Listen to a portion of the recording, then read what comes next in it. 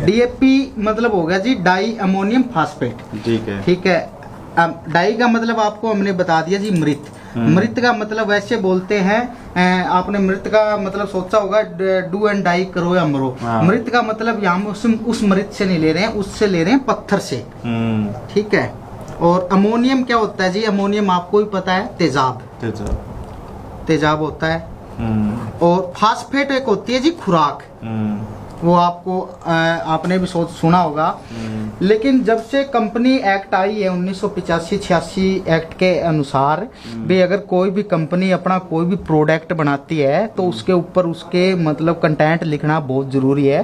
Example के लिए अगर आप एक कुरकुरा भी लेके आते हैं तो उस पर लिखा होता है फेट इतना, प्रोटीन इतना, इतना XYZ। 85-86 एक्ट के अनुसार अगर कंपनी कोई भी चीज बनाती है तो उस पर लिखना होता है। खुराक तो इन्होंने अपने को एक दी, लेकिन इसी के भी उन्होंने 4 भाग कर दिए। N 18%, PT 46%, P80 46%, PWS 39.5%। यही लिखा आता है जी डीपी कट्टे पे। लेकिन कोई किसान, किसी किसान को समझ नहीं है भी ये लिखा क्या है, कोई जानता ही नहीं है। अगर आपसे मैं बात करूंगा जी अन, तो आप बोलोगे जी अन मतलब नाइट्रोजन। क्यों? हमें पढ़ाई है ये है और पढ़ा भी है। लेकिन मैं बताता हूँ जी अन का मतलब नाइट्रोजन नहीं होता। अन का मतलब होता है नाइट्रेट।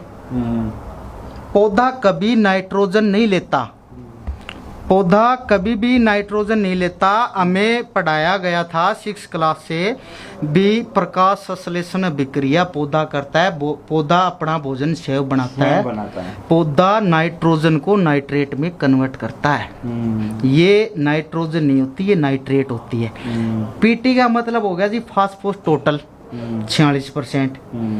अपनी जितनी भी जमीन के अंदर जड़ जमीन की जितनी भी फंगस होती है ना, उसका मेन कारण डीएपी है। और ये खुद इसके अंदर है फास्फोसिट्रिक सोलूबल एसिड, डीएपी की अघुलनशील मात्रा। सिट्रिक का मतलब ये है, क्या आप अपने खेत को नींबू का पानी पिला सकते हो, संतरे का जूस पिला सकते हो? सिट्रिक का मतलब खट्टा। भी जो चीज खट्टी होगी ना उसी चीज में ये घुलेगा। जो नींबू का पानी हम पिला नहीं सकते, संतरे का जूस आप दे नहीं सकते, तो ये घुलेगा कैसे? ये आज से 40 साल से अपनी जमीन के अंदर लीज डाउन है। Phosphorus water soluble acid 39.5%। जो किसान ज्यादा समझदार बनता है, ज्यादा मतलब वो बोलता है भी मैं ऐसे हूँ। कुछ किसान फूंक मार के डीएपी को चेक करते हैं, फूंक मार के डीएपी को चेक करते हैं तो उनको वो नमी पकड़ती है। ठीक है, नमी पकड़ती है ना, तो उससे उसको नमी पकड़ती है ना, तो वो बोलते हैं भी हाँ डीएपी असली है। लेकिन उससे कुछ पता नहीं चलता क्योंकि इसके अंदर दे रखा है मतलब 39.5% ये मतलब इसके अंदर घुलनशील मात्रा होती है। लेकिन ये किसान को दिखने में तो आ गई, लेकिन किसान को ये चीज यूज में नहीं आ रही है क्योंकि कंपनी ने पर्सनल बोल दिया पीटी टोटल 46%। अगर आप किसी भी फसल की एवरेज निकालते हैं वो या तो मन में निकालते हैं या क्विंटल में निकालते हैं, तो कंपनी ने बकायदा कह दिया मैं फास्फोर टोटल दे रही हूँ प्रति क्विंटल। तो अपने को बैग कितने का मिला? 50 kg। तो ये मात्रा क्या रहेगी? सारी आधी रहेगी फिर ये। 9% नाइट्रोजन, 23% फास्फोर टोटल, 23% ये और 19.75% ये। जब तक अपन देखा भी होगा ओरिजिनल डीएपी का अपने को पता चलता है जी, और कोई भी फसल में नहीं पता चलता। गेहूं के अंदर जब गेहूं 25 से 28 दिन की हो जाती है ना, उसके बाद गेहूं में पानी लगता है, हमारे एरिया में कोर बोलते हैं जिसको। तब क्या होता है कि मतलब उसके बाद गेहूं पीलापन आ जाता है, पीलापन आ जाता है। कोई तो बोलता है जी इसके अंदर निमोटोड आ गया, कोई ऐसे कहता है मतलब अलग अलग भाषा में अलग अलग बीमारियां होती है। और पेस्टिसाइड वाले फ्लूरिकार्बोफ्रान से ऊपर कुछ नहीं मानते हैं, उस चीज के लिए होता है।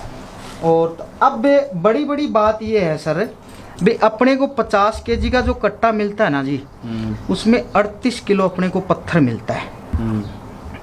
ठीक है, पीएससी जो डीओपी की एघुलनशील मात्रा 38 kg रहती है। 11 kg मिलता है अपने को फास्फोरस। 1 क्विंटल की बात कर रहे हैं आप? मैं एक कट्टे की बात, एक कट्टे 50 किलो हैं, एक कट्टे की बात कर रहा हूँ मैं। ये मतलब 38 kg टोटल हो गया ना। 9 किलो 800 ग्राम फास्फोरस मिलता है। ये जो टोटल 46% कंपनी दे रही है ना, ये कितना हो गया अशोक जी? 38 और 9 47 हो गया ना।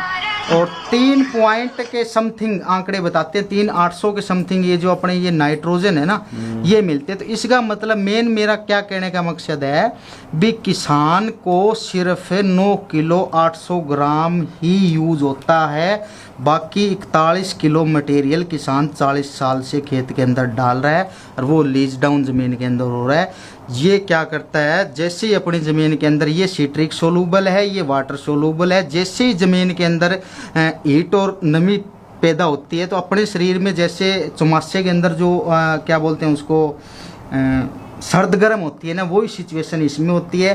क्योंकि ये गर्म है, ये ठंडा है, जैसी कॉम्बिनेशन ज़मीन का बना, टेम्परेचर हाई हुआ और ये चीज़ नीचे से जड़ ज़मीन गलाना स्टार्ट कर देती है। उसके बाद पेस्टिसाइड वाले अलग अलग है, बायोविटा डालो, ऐसे डालो, ये अलग चीज़ें हैं। भाई साहब देखो, किसी जानकारी आप लेन जावा नहीं और ई पर जब चर्चा करा, बातचीत करा, तो ई पर कि सही तो थे वैज्ञानिक ने पूछ लियो, कोई कौन बतावा जी? नहीं बतान भी लाग रहा है। अब इतनी धुआंधार ला रहा तो बतान था, वो तो अलग विषय हो कि डीएपी गेरो और यूरिया। अब बतावे जी डीएपी थारा 40 साल की पड़ी है खेत में, हाँ। क्या मरेड़ा लाग रहा हो? तो अरे भाई ना रेड़ा बंद कर दो वालों का किसान हाँ, फिर एक वो भी तो है ना जी, ये देखो अगर है ना, ये जो पीसीएस 40% या गणी स्टोर होने लग रही है, 40 साल तक गिरने लग रहा, जद की स्टोर होने लग रही। या गुड़न का इन्हें बताया भी नींबू या संतरा पानी। और तीसरा इसका विषय है लासी। जे लासी गिरता है जमीन में, लासी रेड़ दो, नहीं तो आजकल तो यू गुड़ के काम करेगा। अभी जैव रसायन हाँ, जो आप जो जीव अमृत बना रहे हैं ना, उस चीज को कॉम्बिनेशन करती है। एग्जाम्पल के तौर पे मैं आपको बताता हूँ, आप तो एक तो पानी ले लो, सीधा पानी, उसमें डीएपी एक मुट्ठी डीएपी डाल के वो रख दो। अगर वो 12 दिन के अंदर घुलेगी ना, और अगर आपने गाय का पेशाब ले रखा है तो उसको 3 दिन में घोल देगी। इतना कॉम्बिनेशन है।